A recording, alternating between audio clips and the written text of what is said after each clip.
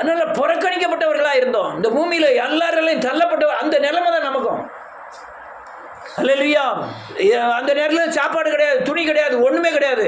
அது அல்லேலூயா. சிலவங்க மாமா வீட்டில் போய் கொஞ்சம் பேர் கஞ்சி குடிச்சிட்டு வருவாங்க, யார் வீட்டில் கஞ்சி குடிச்சிட்டு அது பாட்டில் அலையும்.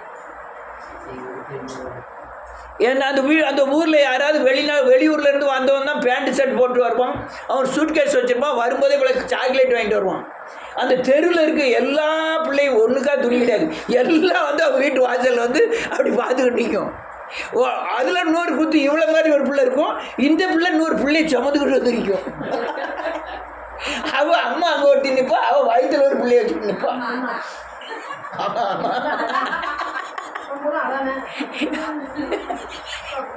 இவ்வளோ வயிற பிள்ளை 100 பிள்ளைய வச்சுக்கிட்டு இருக்கோம். அம்மா வயிற்று பிள்ளையா நின்றுட்டு அங்கேருந்து கூப்பிடுவா, ஏன்னாம்மா சாப்பிட்றதுக்கு வா அப்படின்பா. பிள்ளைகள் செத்தாலும் கவலைப்படுறது இல்லை. 4 பிள்ளைல 2 பிள்ளை செத்துனா அதை பற்றி ஒன்றும் பிரச்சனை இல்லை, அது பாட்டில் தூக்கி விட்டு அது பாட்டில் இருப்பாங்க. அல்லேலூயா. அந்த புறக்கணிக்கப்பட்ட நிலைமையில தான் நம்ம இருந்தோம். பிசாசின் கண்ட்ரோலில் இருந்தோம். நம்ம சிந்தனையை பிசாசு ஆண்டான், நம்முடைய போக்குவரத்துகள் அவனுடைய கண்ட்ரோலில் இருந்தது. அல்லேலூயா. அந்த உலகத்தில் எந்தவித பாதுகாப்பும் இல்லாமல், எந்தவித அல்லேலூயா ஆறுதலும் இல்லாமல், எந்தவித சந்தோஷமும் இல்லாமல், சமாதானமும் இல்லாமல் வாழ்ந்து கொண்டிருந்தோம். நீ தப்பிச்சிட்டியா, சீக்கிரமாக வேகத்தில் வந்து சேர்த்துட்டியா? நான்லாம் பட்ட பாடுக்கு அளவே கிடையாது. எல்லாம் இருக்கும், நிம்மதி கிடையாது, எல்லாம் இருக்கும், சமாதானம் கிடையாது. வீடு இருந்தது, வயல் இருந்தது, மாடு இருந்தது, கோழியை பார்த்து 25 கோழி ஓட்டில் தான் அடையும். ஓட்டில் இருந்து இறங்கி இப்படியாலுமே ஓட்டை விட்டு இறங்கி வரும். நாயே 2 நாய் இருந்தது, மாடு 10 மாடு கிடந்தது. எல்லாம் இருந்தும் வீட்டுக்குள்ளே நிம்மதி இல்லை. இல்லையா? ஏன்? ஆளுமை யார் கையில் இருந்து தெரியுமா?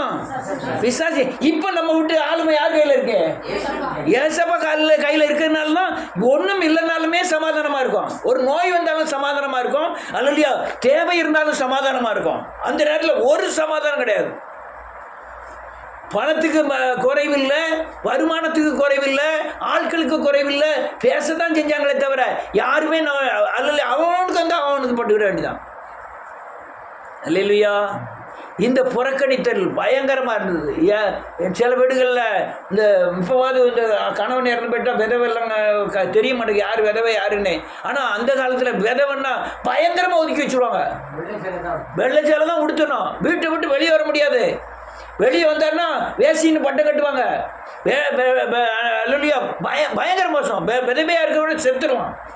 அந்த அளவுக்கு விதவைகளை கொடுமைப்படுத்துவாங்க, மொட்டை அடிச்சிருவாங்க. இன்னும் அதுக்கு முந்தி உடன்கட்டை ஏற்றிடுவாங்க, அதுக்கப்புறம் மொட்டை அடிச்சிருவாங்க. அதுக்காக அது பயங்கர அதுக்காக தான் நோய்வாய்ப்பட்டிருந்த கணவரை கூட ரொம்ப தாங்குவாங்க ஆட்கள். ஏன்னா அவன் செத்துட்டான், இவனுடைய நிலைமை மோசமாயிருங்களா? இப்போ ஆம்பளை மாதிரி ரவுடி ஆகிட்டான். அந்த நேரத்தில் ஆம்பளை எல்லாம் மீசை வச்சு தெருக்கள்லாம் ஆயா அலைஞ்சாம்ல, இப்போ அதே மாதிரி பெண்கள் அலைய ஆரம்பிச்சிட்டாங்க.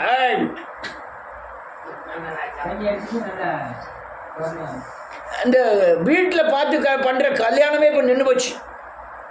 அவங்கவுங்க இஷ்டத்துக்கு ஓடி போய் கல்யாணம் மட்டும் முடிச்சுவிட வேண்டியதான். அப்படி மாறிட்டு இது எல்லாமே அவன் கண்ட்ரோல். யார் கண்ட்ரோல்? பிசாசின் கண்ட்ரோல். புறக்கணிக்கப்பட்ட நிலைமை. அதே ஆள் 2 குழந்தைய பார்த்துட்டு 15 வயசு ஆகுது, 2 பிள்ளை பார்த்துருக்கா, பார்த்து புருஷன் வேண்டாம்ங்க. 15 வயசுல புறக்கணிக்க. இதில் யார் பண்ற வேலை? இசையின் ஆவியாகிய பிசாசின் பண்ற வேலைகள். புறக்கணிக்கப்பட்டோம். அல்லேலூயா. அதனால நீ இப்போ இந்த புறக்கணிக்கப்பட்டவர்களை அல்லேலூயா மீட்டெடுக்கும்படியாய் தேவன் புறக்கணிக்கப்பட்டவராய் காணப்பட்டார். உங்கள் வீட்டில் கால் கை வம்பா ஒரு இதாக இல்லைன்னா நம்மளை அண்ணனமே புறக்கணிச்சிடுவாங்க. ஒரு சரீரத்தில் ஒரு குறை இருந்ததுன்னா யாருமே கண்டுவிட மாட்டாங்க. ஒன்றும் வேண்டாம். ஐயா தாவீது ஐயா இவ்வளோ பணம் சேர்த்துருக்காரு, இவ்வளோ வீடு கட்டியிருக்காரு, ஒரு வேளை அவர் கொஞ்சம் தவுந்துட்டாருன்னு வச்சு விடுவோம், யார் பார்ப்பாங்கய்யா?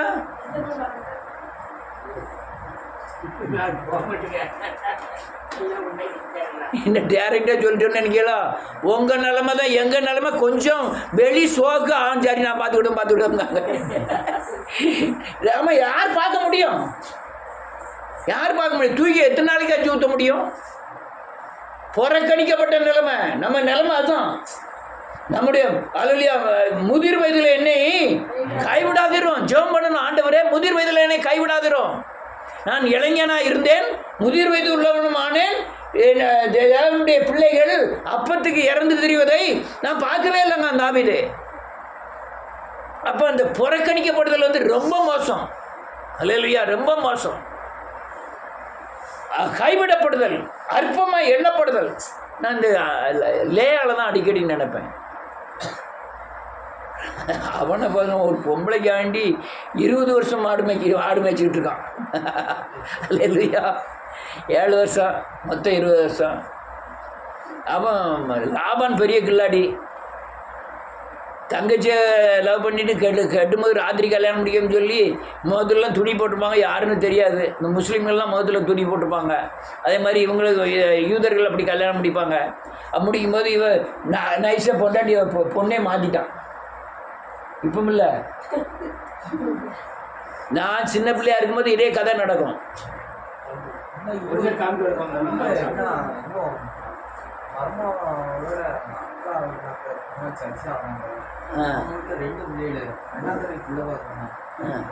சின்ன பிள்ளை ராத்திரில காமிச்சாங்க. ஆட்டோ 3 ஆட்டோ போயிருக்கோம். பெரிய எல்லாரும் மிச்சர் வச்சு சாப்பிடுவோம். யோசிச்ச பார்த்தேன், இப்போ இது சினிமால மாதிரி ராத்திரி நேரத்தை ஒன்று காமிச்சாங்க, காலில் ஒன்று காமிச்சாங்க. அண்ணாத்திர மிச்சரே சாப்பிடல, அப்படியே தூர போட்டு வந்துட்டான். நான் சாப்பிட்டே பார்த்துக்கிட்டு இருந்தேன். நீங்கள் வந்துட்டாங்களா இருந்துச்சு அப்படின்னு. நான் என்ன எப்படி வந்துட்டேன் அப்படின்னா, ராத்திரி வந்து ஒரு இயக்கம் மட்டும் ரைட்டு. அல்லேலூயா. இதெல்லாம் பயங்கர ஏமாற்றலாம் நடக்கும். எங்கள் பெரியப்பா ஒரு பொண்ணு போய் பார்த்தாங்களாம் 7000 மணியில். பொண்ணெல்லாம் பார்த்துட்டு வந்துட்டாங்க. பொண்ணெல்லாம் சூப்பர் பொண்ணு, தங்கச்சி காமிச்சிருக்காங்க. அங்கே கல்யாணம் முடிச்சு அல்லையா, கல்யாணம் முடிக்க மனோடைய சுற்றி வரும்போது நொண்டி வருது. அது இப்படி பல காரியங்கள் நடந்துக்கிட்டு இருக்கோம். அதே மாதிரி யார் செஞ்சிட்டா? லாபான். யாரை காமிக்கணும்? தங்கச்சியை காமிச்சு யாரை கட்டி கொடுக்கான்? அக்காவை கட்டி கொடுக்கான். இவன் புதிய காலம் பார்க்கான், அக்கா இப்படி பார்க்கான். ஏன் என்ன அப்படிங்க, அவளை அப்படியே ஒதுக்கிட்டாங்க. யார் ஒதுக்கிட்டா? ராகேல் ஒதுக்கிட்டா, யாக்கோப்பு ஒதுக்கிட்டான், பேசவே மாட்டான், கூடவே பேசவே கிடையாது. லாபானை ஒதுக்கிட்டான். லாபா கூட பிறந்த அண்ணன் தம்பி ஒதுக்கிட்டான். யான்னு கேட்டால் யாக்கோப்பு யார் கூட சேர்ந்துருக்கானோ அங்கே தான். அப்போ தான் மாமனார் வீட்டில் கனம் இருக்கும். மாமனார் வீட்டில் மருமகன் வந்து அவளை வெறுத்துட்டாங்கன்னா யாருமே விரும்ப மாட்டாங்க. ஒருத்தருமே விரும்பலை. ஆனால் ஒரே ஒரு ஆள் விரும்பினார், கர்த்தர். அவர் அற்பமாக இருந்தபடினாலே அவள் மேல் கண்ணோக்கமாக இருந்தாலும் உடனே அவர் பார்த்தாரு.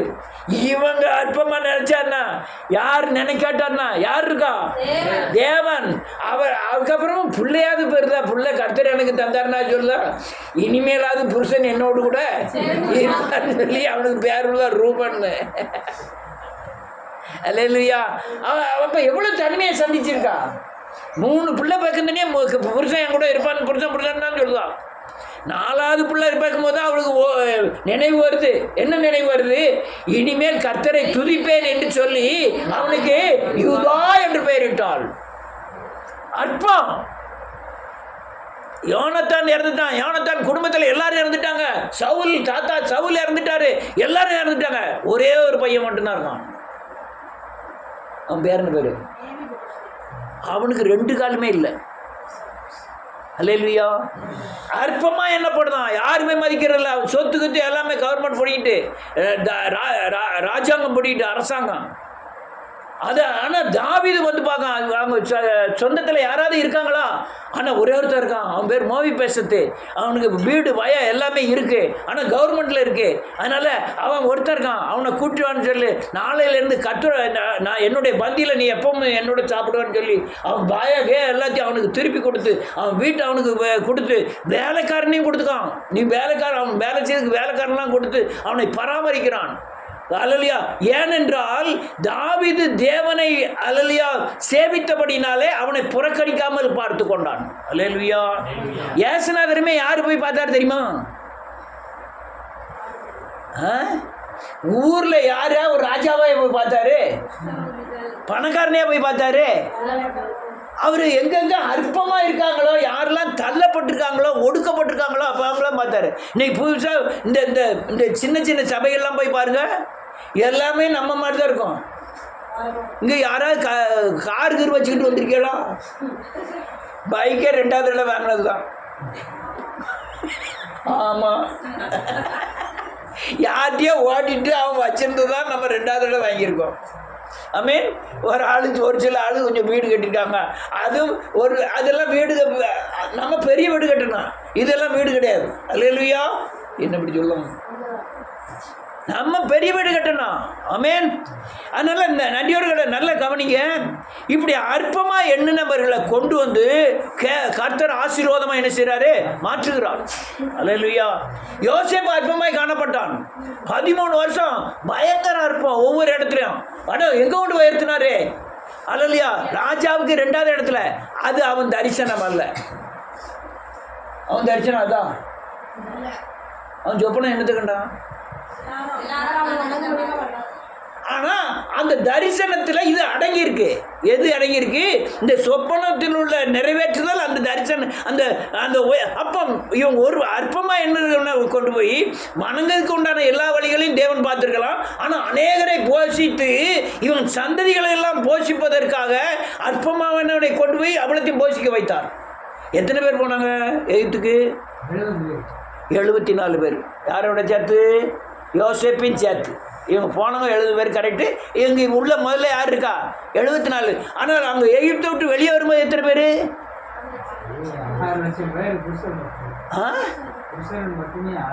6 லட்சம் பேர். அங்க இருந்தது எத்தனை பேர்? 74 பேர். எத்தனை வருஷம் இருந்தாங்க? 40 வருஷமா?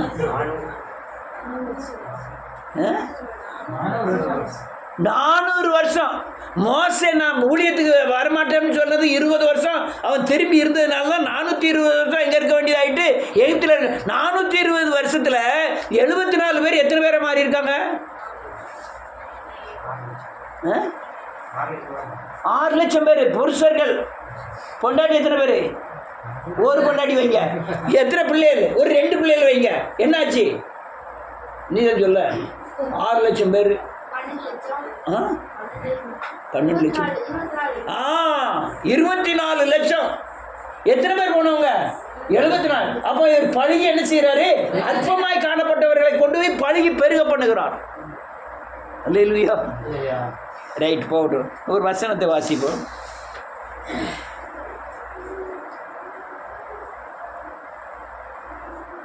இயேசுநாதர் நல்ல கவனிங்க. நாம் புறக்கணிக்கப்பட்டபடியால் அவர் புறக்கணிக்கப்பட்டார். இயேசுநாதர் எங்கே பிறந்திருக்கணும்? ராஜ மாளிகையில் பிறந்திருக்கணும். எங்க? ஒயிட் ஹவுஸில் பிறந்திருக்கணும். எங்க ட்ரம்மை தூக்கி துறப்பச்சு விட்டுட்டு அங்கே எடு செஞ்சிருக்கணும் பிறந்திருக்கணும். ஆனால் இவர் பிறந்த இடம் எது? மாற்று தொல்வோம். பிறந்த இடம் அற்பமான இடம். அல்லேலூயா. ஏன் பிறந்தாரு? நமக்காக. நான் அவர் தாழ்மையின் ரூபம் எடுத்தார். நான் தாழ்மையில் உள்ளவன். ஏன் ரூபத்தை எடுக்க முடியாய் அவர் சிறுமையிலே பிறந்தார், எளிமையிலே பிறந்தார். அல்லேலூயா. சத்திரத்தில் எல்லாத்தையும் சோறு வைக்க போட்டுதான். அங்கே குதிரையில் வந்து கட்டியிருக்கான். ஆனால் குழந்தை பக்கத்துக்கு ஒரு இடம் இல்லைன்ட்டான். அல்லேலூயா. அந்த அளவுக்கு அவர் எங்க பிறக்கிறாரு? ஆனால் மோசே பிறந்தது எங்க? மாளிகையில பிறந்தான். வீட்டில் பிறந்தான். ஆனா மாளிகையில வளர்ந்தான். அல்லேலூயா.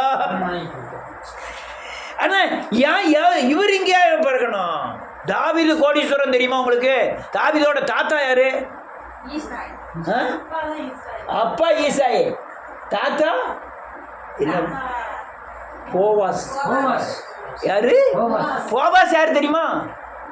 அந்த தேசத்திலே பெரிய கோடீஸ்வரன். வயல்வெளிகள் உண்டு. அங்கதானே போய் என்ன பிறக்க போறா? நெல் பிறக்க போறா. அப்ப ரூத்தோட பேரன் தான் யாரு? தாவீது. அவ்வளவு பெரிய கோடீஸ்வரன். கோடீஸ்வரன் வீட்டில் பிறக்கிறான் தாவீது. ஆமென். பவுல் எங்க பிறந்தாரு? அவன் பெரிய கோடீஸ்வரன். ஒரு எருசலேம் தேவாலயத்தில் ஒரு நாளைக்கு 50,000 ஆடு வெட்டுறாங்க. காலையில் 50,000, சாயங்காலம் 50,000. அவ்வளவு தோலை யார் வாங்குதா? 1 கிலோ கறி வாங்கிட்டு வாங்க பார்ப்போம். 1 கிலோ கறி எவ்வளவு? 1 கிலோ கறியா? 1200 780 800. அல்லேலூயா. அவன் எத்தனை தோலை வாங்குதான்?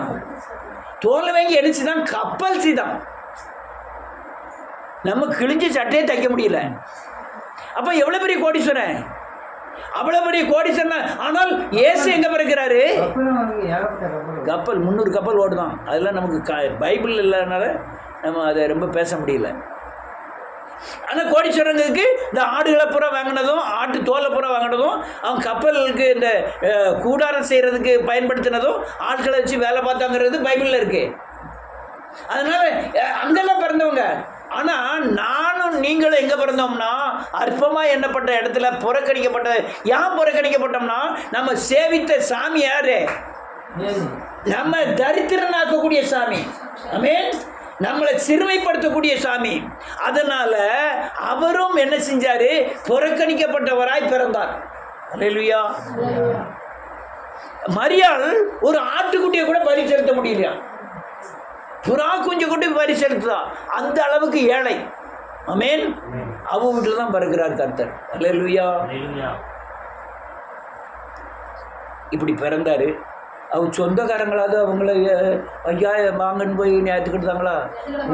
நல்ல கலங்க, நீ சொந்தத்தில் இருக்கியா? நீ சொந்தத்தில் தான் இருக்கும். துட்டு இருக்குந்த நீ தான்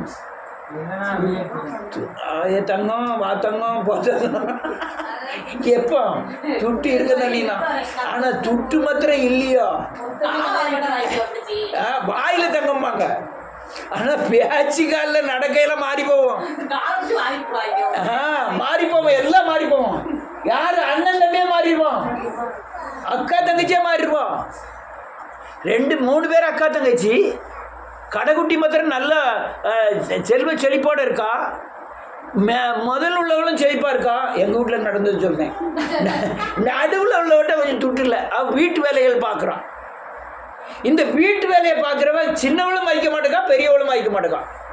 வேணும்னா 500, அவனுக்கு 500 1000 லேசாக தெரியுது, இவளுக்கு 500 1000 பெருசாக தெரியுது. யாருமே என்ன செய்ய மாட்டேங்காங்க, மதிக்கவே மாட்டேங்காங்க. அதுதான் உலகம். யாசனாகரி அப்படி தான் செஞ்சாங்க. வாசிப்போம். 1 யோவானின் புஸ்தகம் 1வது அதிகாரம். இல்லை, யோவான் எழுதின சுவிசேஷம் 1வது அதிகாரம்.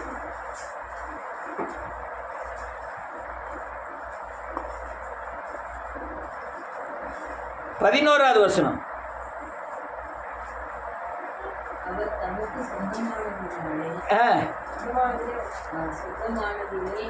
வந்தார். நல்ல கழுங்க, சொந்தமான நிலையில் வந்தார். அவர் யாரையும் நம்பிலாம் வரல. அல்லேலூயா. மரியாளுடைய குரோமோசனோ யோசேப்புடைய குரோமோசனோடு இயேசுநாதர் வரல. பிதாவின் சித்தத்தின்படி இந்த பூமியில் பிறந்தார். ஆனால் அவர் கூட பிறந்தவங்க அவரை மதிக்கவே இல்லை. ஒரு தச்சன் வீடு, கலப்பை நோக்கா செய்யக்கூடிய ஆசாரி வீட்டில் பிறக்கிறார். யாரு? இயேசு. பிறக்கிறவர் அல்லேலூயா. அதுக்கு கீழே 4 தம்பிகள், 2 பெண்கள். எத்தனை பேர் ஆச்சு? 7 பேர். அப்பா அம்மா 9 பேர் ஆச்சு. சொந்த பந்தங்கள்லாம் நிறைய இருக்கு. இவர் யாருக்கும் பாரம் இல்லை. ஆனால் வேதம் சொல்லுது, சொந்தமானவர்களோ அவருக்கு சொந்தமானவர்களோ அவரை ஏற்றுக்கொள்ளவே இல்லை. யார? அவர் எப்பேற்பட்ட ஆள்? வானத்தையும் பூமியும் படைத்தவர், வார்த்தையினாலே சகலவையும் உண்டாக்கினவர். பூமியை வானத்தையும் படைக்கும் போது அவர் செல்ல பிள்ளையா யார்கிட்ட இருந்தாராம்? பிதாவின் மடியில் இருந்தவர். அவரே மதிக்கல. அல்லேலூயா. அவரை ஏற்றுக்கொள்ளவே இல்லை அண்ணன் தம்பி. ஆனால் இன்னொன்று, தலைப்பையனுக்கு வீட்டில் உள்ள பொறுப்பு பூரா இருக்கு. அவங்க பிள்ளைகளுக்கு என்ன இல்லைன்னா யார் ரெடி பண்ண வேண்டியிருக்கு? அப்பா கூட சேர்ந்து வேலை செய்கிறது யாரு? தலைப்பையன் தான் செய்யணும். எல்லாம் செய்கிறாரு. ஆனால் 30 வயசு வரையும் தகப்பனுக்கும் தாய்க்கு அடங்கி இருந்தார்னு வேற சொல்லுது. கீழ்ப்படிந்திருந்தார். அப்போ கீழ்ப்படிந்திருந்தார்னு என்ன அர்த்தம்? எல்லா வேலையும் இவரும் செஞ்சார். வீட்டு தேவைக்கு உண்டான எல்லா காரியமும் இவரும் செஞ்சார். ஆனால் 30 வயசுக்கு அப்புறம் தான் பிதாவின் சித்தம் செய்கிறவனே எனக்கு தாயும். ஆனால் 30 வயசு வரையும் ஆற்றில் இருந்தார். தாய் தாப்பனா அடங்கி கீழ்ப்படிந்திருந்தாருன்னு வேற சொல்லுது. கீழ்ப்படிந்தார்னா எல்லா வேலையும் செய்யணும். ஆமென். இப்போ உள்ள ஆள்கள்லாம் தப்பிச்சிட்டியோ. கொஞ்ச நாள் பேபி கீழே இவ்வளோ போன தலைமுறையில் பிறந்திருக்கணும். இப்படியால எந்திரிச்ச உடனே வேலை வாரியில் தூக்கிக்கிட்டு தான் எந்திக்கணும். பெரிய சர்வ சட்டி இருக்கும். சர்வ சட்டியில் தண்ணியை கொண்டு வந்து வைக்கணும். முத்தமாவது முட்டு போல முத்தம் இருக்கா? இப்போம்லாம் முத்தம் அப்படியே டீப்பில் அடிச்சுதாங்க. டல்லுன்னு அடிச்சுட்டு இப்போ கோலம்லாம் போடணும். கோலம் போடுறதுக்கு என்ன கோலம் போட்டு வச்சிருக்கு. அப்படியே தூத்துக்கிறதுலாம் கிடையாது. சும்மா ஒரு சில்லுன்னு அடிச்சுட்டு போய் படுத்துற வேண்டியதான். அதுவும் ரொம்ப வீட்டில் ஆம்பளை தான் புருஷன் தான் அடிக்கிறாங்க. அப்போ முத்தம்லாம் பெரிய முத்தம். அங்கே ஒரு 25 மாடு இருக்கும். இங்கே கோழி கக்கங்கும். இங்கே ஆட்டுக்குட்டி இருக்கும். இப்படிய காலம் எந்திரிச்சோடனே விடுன்னு போய் கோழியை திறந்து விடணும். ஆட்டை எடுத்து இன்னொரு இடத்துல கட்டணும். மாட்டுக்கு சாணியை பூரா அள்ளணும். அள்ளி செஞ்சுருக்கீங்களா? அதான் பழைய ஞாபகம் பூரா வருது. 4 மணிக்கு எழுப்பி விட்டுருவாங்க. எழுப்பி விட்டு உடனே சாணி பூரா அல்லதுக்குள்ள மேல் காலெலாம் சாணி ஆயிரும். சில அப்படியே வடியும், மேல இருந்து கீழே வரையும் வடியும். சாணியை கரைக்கணும், தொளிக்கணும். தொளிச்ச முத்தம் மாதிரி சின்னதாக இருக்குமா? சரியான முத்தம் குறுக்கு வாங்கி போகும். அவளையும் தூத்து தண்ணி எடுக்கணும். குடம் ஒரு இவன் பேபிட்டில் 2 குடத்தை தூக்கிட்டு வந்து ஒரு பட்டையும் கையில் கொடுத்து கிணறுல தண்ணி இறக்கி விட்டுருக்கான். அந்த பட்டையில் ஒழுங்காக தண்ணி வருமா? அது இறச்சிக்கிட்டே இருப்பாங்க. பிரிபர்னு இறப்பாங்க. அது எவ்வளோ வரும்? அதை ஊற்றி ஊற்றி ஊற்றி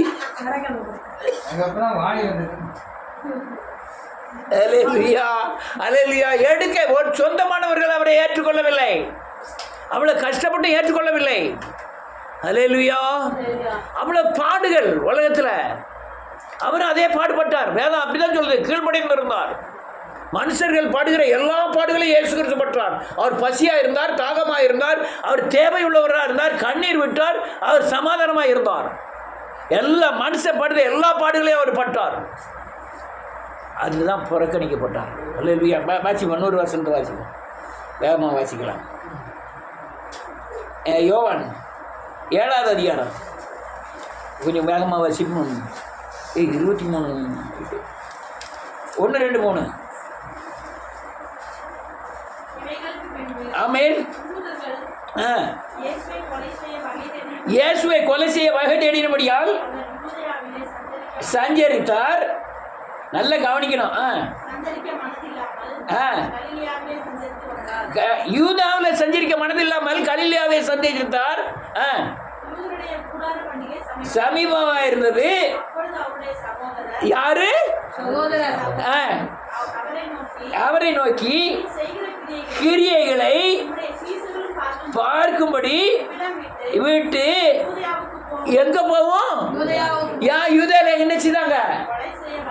யாரு சொல்லுதா? சகோதரர் இங்கே என்னையா பெரிய அற்புத அடையாளம் செய்தாரு. நீ யார எங்க போவோம்? அங்க யூதால கொலை செய்ய தேடுதாங்க. புறக்கணிக்கப்பட்டார் இயேசு. அல்லேலூயா.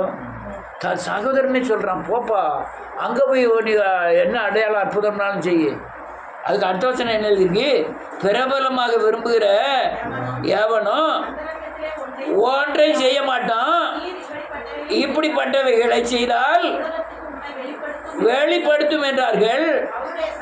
சகோதரரும் அவரை விசுவாசியாதபடியினால் அப்படி சொன்னார்கள். சகோதரன் நீ போய் அங்க போய் செய்யணும் அற்புத அடையாளத்தை. புறக்கணிக்குது. நீ மார்க் 6:6 பார்த்தீங்கன்னா அந்த ஊரார் அவரை விசுவாசிக்கவில்லை. விசுவாசிக்கணும் அவரால் ஒன்றுமே செய்ய முடியாமல் போயிட்டு. அல்லேலூயா. சில அற்புதங்களை செஞ்சாரை தவிர வேற என்னமே செய்ய முடியாமல் போயிட்டு. காரணம் என்ன? அவரை புறக்கணிக்கிறார்கள். அல்லேலூயா. ஒருத்தன் சொல்லுவான், ஆண்டவரே நீர் மரிக்கதா இருந்தாலும் நானும் பிடிக்கும்போது ஓடிட்டான். நான் நேரம் நினைக்கிறேன் உண்டு. அவன் யார் அந்த இயேசுன்னொடனே கர்த்தர் சொல்ல நான் தான் இயேசுஞ்சாரு. அவன் சொன்னவன் பொத்துன்னு கீழே விழுந்துருந்தான். உடனே 2 பேரும் வந்து பிடிக்கிறான். பிடிச்ச உடனே இவன் பேதர் என்ன பண்ணுறான், கையில் ஒரு வாள் வச்சு இடிச்சு ஒரு வெட்டிட்டான். வெட்டினா காது என்ன செஞ்சுட்டு கீழே விழுந்துட்டு உடனே டக்குன்னு எடுத்து ஆண்டவர் பட்டயத்தால் அடிவான் நீ அப்படின்னு பட்டயத்தை உரையில் போடு அப்படின்னு சொல்லிட்டு காதை எடுத்து ஒட்ட வைக்கார். ஓட்டிட்டு ஜெபம் பண்ணி ஓட்டிட்டு ஒரு வேளை ஆண்டவர் செய்யாமல் இருப்பாருன்னு வச்சுக்கிடுவோம். ஏசுநாதர் கூட இவரையும் என்ன செஞ்சிருப்பான், சிலுவையில் அடைஞ்சிருப்பான். சிலுவையில் போலீஸ்காரெலாம் தொட்டு நீ போலீஸ்கார் இருக்கார் ஒரு அடி அடிச்சுட்டு போயிட்டு வந்துருப்பான். அலெக்ஸ் பின்னால் வந்துடுவான். வீம் ஒரு போலீஸ் தான் அடிச்சிருப்போம். நேற்று டிவியில் போட்டோம். அது 3 பேர் சேர்ந்து ஒரு போலீஸை அடிச்சிருக்காங்க. அவங்கள வெட்டிட்டாங்க.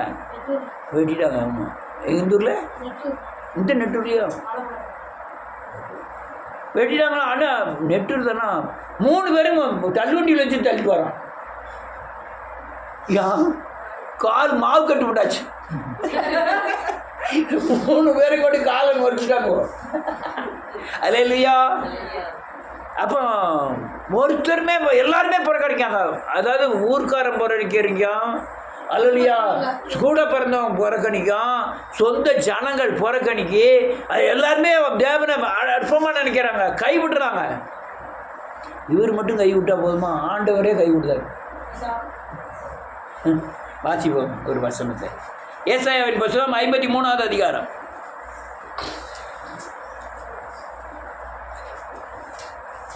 3:4. அவர் அசட்டை பண்ணப்பட்டவரும் மனிதர் எல்லா மனிதர்களாலும் புறக்கணிக்கப்பட்டவரும் துக்கம் நிறைந்தவரும் பாடு அனுபவித்தவருமாய் இருந்தார். அவரை விட்டு முகங்களை மறைத்து கொண்டும் அசட்டை பண்ணப்பட்டிருந்தார். அவரை எண்ணாம போயிட்டோம்.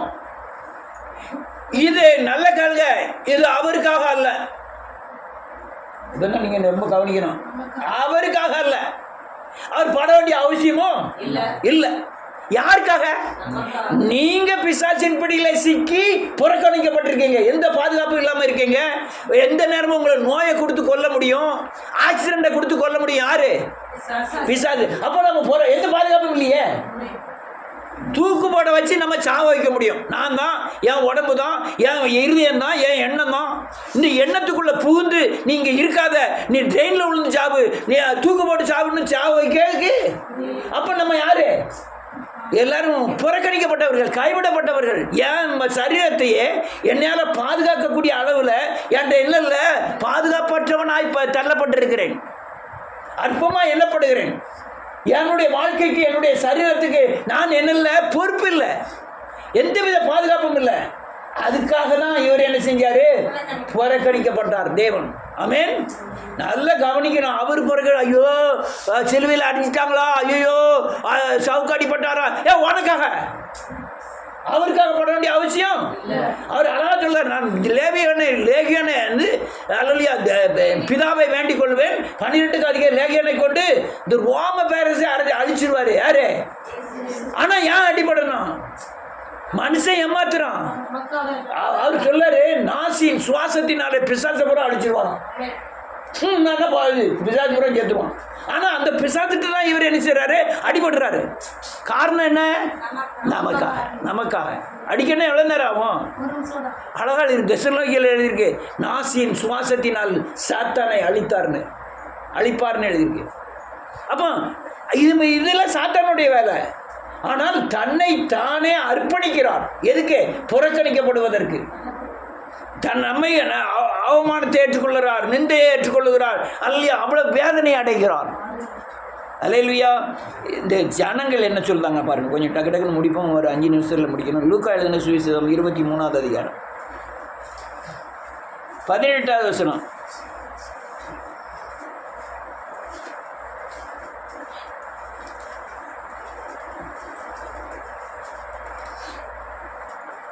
வாசிய 23:18.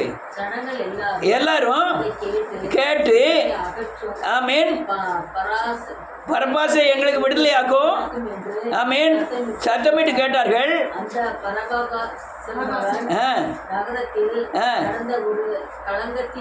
கலகத்தின் நிமித்தம் கொலைபாதக நிமித்தமும் வைக்கப்பட்டிருந்தான்.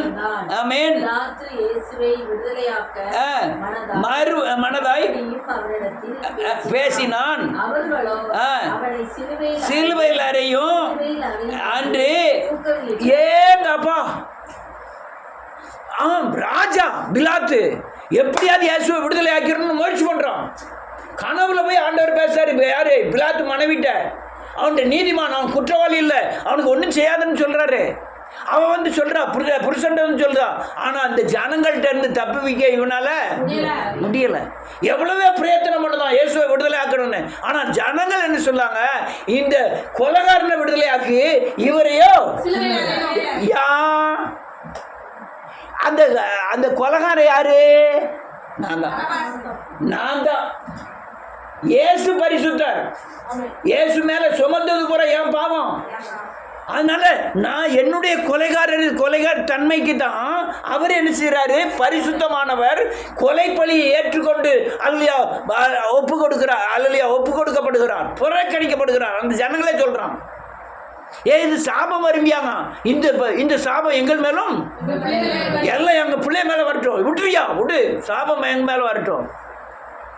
புறக்கணிக்கப்படுகிறார். ஜனங்கள் எல்லாருமே எதிர்த்து அதிகாரிகள் எதிர்த்து அதிகாரிகள் எதிர்த்து நிற்காங்கன்னு வருமே. அதே இதில் 35வது வசனம்.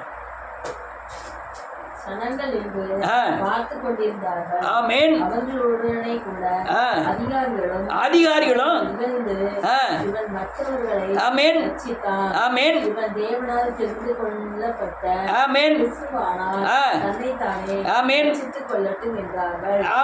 போதும். அதிகாரிகளும் நிந்திக்கிறார்கள், போர் சேவகர்கள் நிந்திக்கிறார்கள், ஜனங்கள் நிந்திக்கிறார்கள், சொந்த தாய் தாப்பனை தவிர எல்லாருமே சகோதரர்கள் வெறுக்கிறார்கள், சொந்த ஊர்க்காரங்கள் வெறுக்கிறாங்க, எல்லாம் தள்ளப்படுகிறார், புறக்கணிக்கப்படுகிறார். இந்த நிலைமை பூரா இந்த உலகத்தில் உள்ள இயேசுவை அறியாத ஜனங்களுக்கு இருக்கிறதுனால தான் இதை பூரா அவர் அனுபவிக்கார். எவரோ அவர் அனுபவிச்சாருன்னு இல்லை, உங்களுக்காகவும் எனக்காகவும் தான். ஆமென். இப்போ மெர்சிய மாட்ட மாத்திரம் ஒரு 5 கோடி இருக்கட்டும், அண்ணன் தம்பியெல்லாம் பக்கத்தில் வந்து நிற்க மாட்டாங்க. ஏன் தங்கச்சில்ல, ஏன் அக்காலா, ஏன் அண்ணன் மனைவி பேர் மைனி மதினிலாம் வந்து எங்க பார்வதி விட்டா?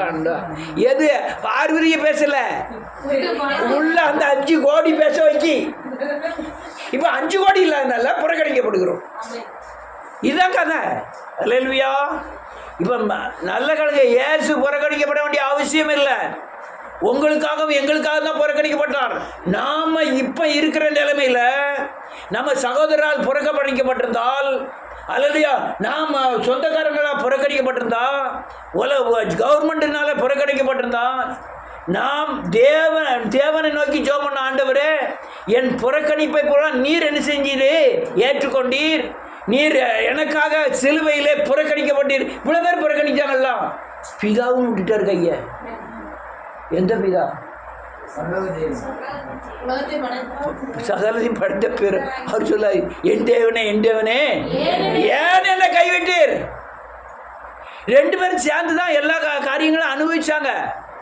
பிதாவும் அல்லையா குமாரனும் சேர்ந்து தான் அனுபவிச்சாங்க. ஆலோசனை தந்தாரு, பிதாட்ட போய் ஜெபம் பண்றாரு, எல்லா காரியமும் செய்யறாரு. ஆனால் சிலுவையில் தொங்கி ஜீவனை விடக்கூடிய நேரத்தில் பிதாவும் கைவிட்டாரு. அப்பதான் இவர் அழுகிறாரு, என் தேவனே என் தேவனே ஏன் என்னை கைவிட்டீர்? கீழே பார்க்க நாய்கள் என்னை சூழ்ந்துள்ளது. அவர் சங்கீதக்காரன் எழுதுவான், நாய்கள் என்னை சூழ்ந்துள்ளது, என்னை பீறுகிறது. அல்லையா என் உயிர் இல்லை, நான் என்கிட்ட உடம்புல பலம் இல்லை, என் எலும்பை என்ன செய்யலாம் எண்ணலாம், அப்படி இருக்கிறேன், ரத்தம் பூரா சிந்துது, ஏன் என்னை கைவிட்டீர் அப்படிங்காரு. ஏன் கைவிட்டாரு? ஒரு மனுஷன் தான் பலியாகணும். என்னது? ஒரு நபர் தான் பலியாம். அதுவும் மாமிச ரூபம் எடுத்தவர் தான் என்ன செய்ய முடியும்? பலியாக முடியும். அவர் மாமிச ரூபம் எடுத்து அவர் மாமிச சரீரத்தில் நம்ம பாவங்களை எல்லாம் சுமந்தது. அந்த பாவத்திற்குண்டான தண்டனை, இதெல்லாம் என்னது? தண்டனை. தண்டனையை ஏற்றுக்கொள்கிறார். புறக்கணிக்கப்படுவதோ, சவுக்கால் அடிக்கப்படுவதோ, துப்பப்படுவதோ, அவமானப்படுவதோ எல்லாம் என்னது? தண்டனை. நீங்கள் சிலுவையில் தேவன் பட்ட காரியத்தையும் உங்கள் வாழ்க்கையில் நீங்கள் செஞ்ச தப்புகளையும் அதுக்குண்டான தண்டனையும் ஒத்து பார்த்தா கரெக்டாக இருக்கும். ஏதாவது ஒரு கோணத்தில் கரெக்டாக இருக்கும். அல்லேலூயா. அதனால தான் அவர் புறக்கணிக்கப்பட்டார். அப்படியே புறக்கணிக்க ஆயிட்டாரா? என்ன ஆயிட்டு? மரித்து அடக்கம் பண்ணப்பட்டு உயிர்த்து எங்க போயிட்டாரு? பரலோக. யாருமே கிட்டே போக முடியாத இடத்துக்கு போயிட்டார். அல்லேலூயா. போனது மட்டும் இல்லை, போயிட்டு நான் திரும்பி வாசிப்போம். அப்போஸ்தலர் நடவடிக்கைகளின் புத்தகம் 1வது அதிகாரம். எங்கன்னு இருக்குன்னு தெரியல, நீங்கள் தான் எடுக்கணும். எப்படி போனாரோ அப்படியே திரும்பி வருவார். நீங்களெல்லாம் வானத்தை நோக்கி பார்க்கிறது என்ன? எடுத்துட்டீங்களா?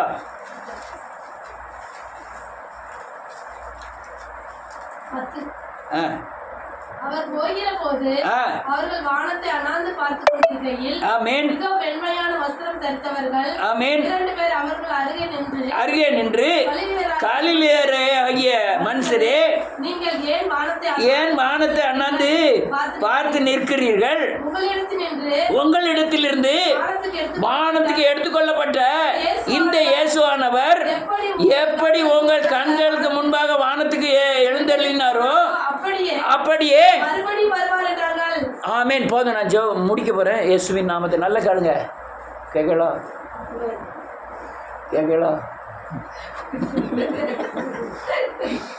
போகும்போது சரீரத்தோட போனாரா? என்ன எப்படி சொல்லியா? அவர் சரீரம் இங்கே உள்ள சரீரம், அதனால சரீரத்தோட போனவர் அதே தடியை கம்பை வச்சுக்கிட்டு தாடி வளர்த்துட்டு வருவாரோ? அங்கேருந்து வரும்போது எப்படி வர்றாரு? ஆவியா வராரு. எப்படி வர்றாரு? ஆவியா வர்றாரு. எங்க தங்குறாரு? யார் இதயத்துல? இப்ப பட்ட பாடுகளை யாரெல்லாம் அறிக்கை செய்யறாங்களோ அவங்க இருதயத்துல எப்படி போனாரோ அப்படியே என்ன செய்வாரு? வந்து தங்குவார். என்னைக்கு வருவாரு? நீ இதை பூரா விசுவாசிச்சா வருவார். ஆமென். இதை பூரா என்ன செய்யணும்? நான் புறக்கணிக்கப்பட்டிருந்தேன் பிசாசினால, அதனால அவர் புறக்கணிக்கப்பட்டவர் தண்டனையெல்லாம் ஏற்றுக்கொண்டார். அதனால மரித்தார், பிதாவினிடத்தில் போனார். புறக்கணிக்கப்பட்டவர் பிதா சர்வ வல்லமை உள்ளவராய், மகிமை நிறைந்தவராய், அல்லது சகலதையும் ஆளிக்கூடிய அதிகாரத்தை பெற்றவராய் இறங்கி வருகிறார். வந்து எனக்குள்ள என்ன செய்யறாரு? தங்குகிறார், வாசம் பண்ணுகிறார். ஆமென். எனக்குள்ள என்ன செஞ்சிருக்கிறாரு? வாசம். எனக்குள்ள இருக்குது யாரு? இயேசு கிறிஸ்து. இயேசு என்ற கிறிஸ்து. இயேசு இருக்காரு, கிறிஸ்து இருக்கிறார். எனக்குள்ள இயேசு கிறிஸ்து இருக்கிறார். ஆமென். நான் தனிப்பட்ட மனிதன் இப்ப நான் என்ன ஆயிட்டேன்? இதை முடிக்க முடியும். பிசாசை சேவிக்கும் போது புறக்கணிக்கப்பட்டவனா இருந்தேன். நான் மரித்ததை விசுவாசிக்கிறதுனால பிதா இயேசு எனக்குள்ள வந்ததுனால இப்ப நான் என்ன செய்யல? புறக்கணிக்கப்படலை. இப்ப என்னுடைய காரியங்களை ஏற்றுக்கொள்வது யார் இருக்காரு? புறக்கணிக்கப்படாமல் என்னை ஏற்றுக்கொள்வது யார் இருக்காரு? இயேசு இருக்கா. எங்க இருக்காரு? இதை பூர்ணமா விசுவாசி அறிக்கை செய்யணும். உங்களுக்கு பூர்ணமா தெரியணுங்கிறதுக்காக கூட 2 நிமிஷம் எடுத்து சொல்றேன். இதை தெளிவா புரிஞ்சுக்கிடுங்க. அன்னைக்கு பிசாசை செய்யும் போது பிசாசு என்னை காப்பாத்தல. ஆனா நான் இவ்வளவு விசுவாசத்தினால எனக்குள்ள நான் நீ தனிப்பட்ட மனிதன் அல்ல, உன்னோடு கூட நான் நினைக்கிறேன். உன்னை உலகத்தில் இருப்பவனை பார்க்கலாம் பெரியவர். நான் உனக்குள்ள இருந்து